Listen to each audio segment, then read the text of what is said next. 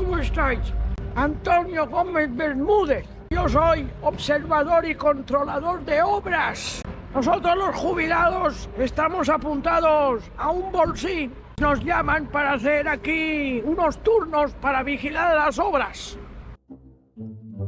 Están metiendo cemento armado y no, lo que hay que hacer es una base de hormigón. Hay que poner otro material, pero no lo han traído todavía. Yo llevo observando las obras desde las 9 de la mañana. Hago turnos, de las 9 a las 10, de las 10 a las 11 y a las 12.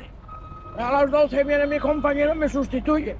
Ahora están metiendo el Portland y no es así. Está equivocando, han traído sacos de arena y la arena sola no hace nada. Hay que mezclarla con gravilla. Míralo, se está comiendo un bocadillo, 1 hora para merendar. En 1 hora la hormigonera se te queda seca.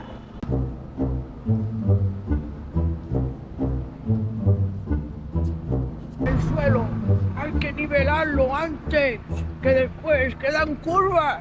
Voy a enviar una carta al alcalde para decirle cómo hay que hacer la Plaza España. Ahora este señor está entrando, porque yo le he dicho, éntralo tú con la maquinaria. Pero lo están colocando mal, están poniendo los paleses uno al lado del otro, uno encima del otro. Los paleses es madera, y la madera es muy buena para hacer hogueras. Al final uno tiene que hacer las cosas él mismo, que si no, los jóvenes no aprenden. ¿Ves? Eso se pone así, porque si se pone así se cae. Pero se pone así, está por la esquina. Este saco no sujeta nada, no sirve para nada, es arena. Hay que poner algo más. Hombre, a ver si aprende de una vez por todas. Hoy que me espera mi mujer. ¡Ay! Asiática.